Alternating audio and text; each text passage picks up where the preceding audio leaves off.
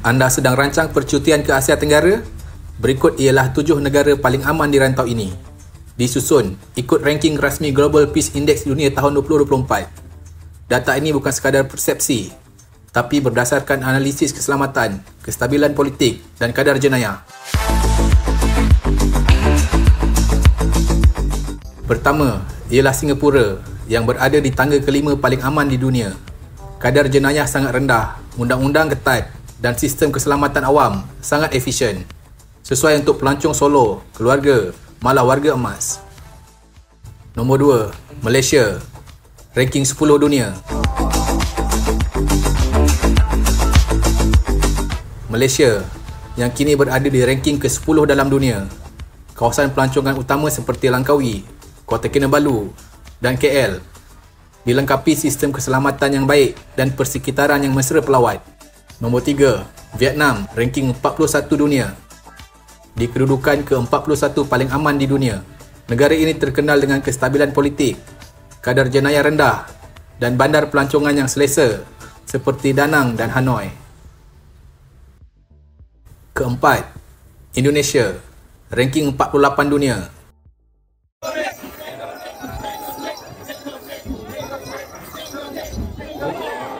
Indonesia berada di ranking ke-48 dunia. Destinasi seperti Bali dan Lombok bukan sahaja popular, tapi juga terkenal dengan suasana yang selamat dan komuniti pelancongan yang mesra.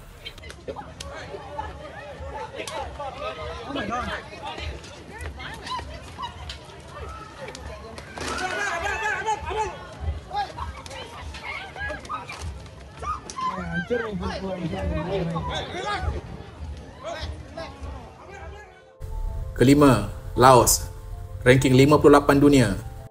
Laos di tangga ke-58 paling aman di dunia. Negara ini sunyi, tenang dan sangat sesuai untuk pelancong yang mahukan ketenangan serta suasana spiritual yang asli. Keenam, Thailand, ranking 75 dunia.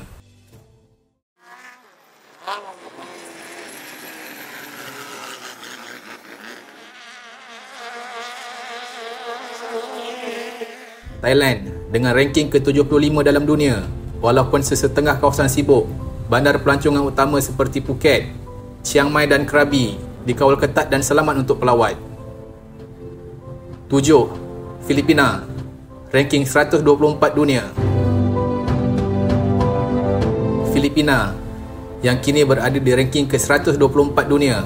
Namun, tempat seperti Boracay, Cebu dan Palawan masih dianggap selamat dan sesuai untuk pelancong dengan pemantauan keselamatan yang rapi. Jadi, tuan dan puan, walau di mana pun arah tuju percutian anda, Asia Tenggara ada pelbagai pilihan destinasi yang aman, selamat dan indah untuk diterokai. Dengan data sahih dan perancangan yang bijak, percutian anda pasti lebih tenang. Selamat merancang dan selamat bercuti. Jangan lupa subscribe, share dan like video ni. Jumpa lagi di video seterusnya.